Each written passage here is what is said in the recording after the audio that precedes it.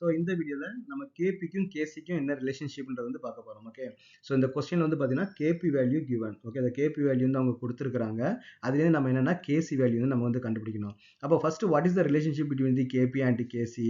அப்போ KP which is equal to KC into RT the whole power delta n. ஓகேவா? So இந்த formula எப்படி வந்துச்சுன்ற derivation நான் வந்து தனியாக ஒரு வீடியோவில் கொடுத்துருக்கிறேன். வேணுன்றவங்க அதில் போய் நீங்கள் பார்த்துங்க. ஓகே, அப்போ என்ன பண்ணால் கேபி கேசி கொடுத்துருக்காங்க. வாட் இஸ் த டெல்டா என்? அப்போ ஃபர்ஸ்ட் வந்து நீங்கள் டெல்டா என் கண்டுபிடிப்போம்.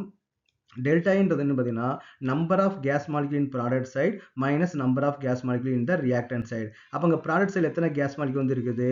அப்போ நைட்ரிக் ஆக்சைடில் வந்து 2 இருக்குது, குளோரின் மாலிக்யூல் 1 இருக்குது. ரெண்டுமே நமக்கு கேஸ் மாலிக்யூலாக தான் இருக்குது. அப்போ நம்பர் ஆஃப் கேஸ் மாலிக்யூல் நமக்கு வந்து 3. ஓகேவா? அங்கே 2 இருக்குது ப்ளஸ் 1 வந்து நமக்கு 3 வந்து இருக்குது. அப்போ ரியாக்டன் சைடில் நமக்கு என்ன இருக்குது? அப்போ நைட்ரோசைல் குளோரைடு 2 மாலிக்யூல் வந்து இருக்குது. அப்போ நமக்கு என்ன 2 வந்து இருக்குது. அப்போ விச் இஸ் ஈக்குவல் நமக்கு என்னன்னா 1 வந்து நமக்கு வந்து வருது. ஓகே, அப்போ டெல்டா என்னோட வேல்யூ என்னது? நமக்கு 1 தான். அப்போ வாட் இஸ் த கேபி? அப்போ அந்த ஃபார்முலா நமக்கு வந்து எப்படி சேஞ்ச் ஆகும்? KP which is equal to KC RT.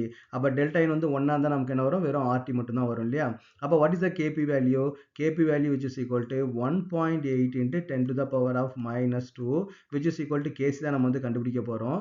ஆரோட வேல்யூ நம்ம என்ன பண்ணணும்? இங்கே நம்ம வந்து ப்ரெஷர் தான் யூஸ் பண்ணுறோம். ஆருக்கு வந்து 2 வேல்யூ இருக்குது. ஆர்ன்றது கேஸ் கான்ஸ்டன்ட், அதுக்கு 2 வேல்யூ இருக்குது. ஒன்று 8.314, இன்னொன்று 0.0821 வந்து இருக்குது. அப்போ நம்ம இங்கே எல்லாமே நம்ம வந்து ப்ரெஷர் தான் யூஸ் பண்ணுறோம். அப்போ ப்ரெஷர் நமக்கு என்ன வரும்னா 0.0821 தான் நமக்கு வந்து வரும். எனர்ஜி யூஸ் பண்ணாதான், இப்போ டெல்டா ஜி டெல்டா ஹெச் அந்த மாதிரி எனர்ஜி யூஸ் பண்ணாதான் நமக்கு என்ன வரும்?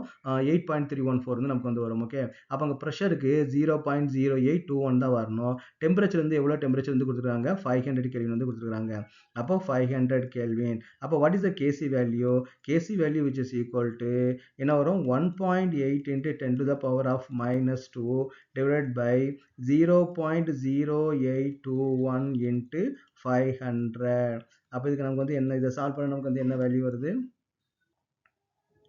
1.8 into 10 to the power of minus 2 divided by 0.0821 into நமக்கு என்ன வருது? 500. அப்போ நமக்கு 41.05 வந்து வருது. அப்போ 1.8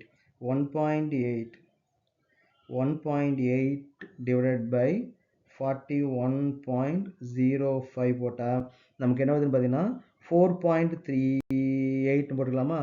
4.38 into 10 to the power of minus 2. Already அங்கே 10 to the power of minus 2 வந்து இருக்குது. அப்போ கேசி value which is equal to 4.38 into 10 to the power of minus 4. This is the answer.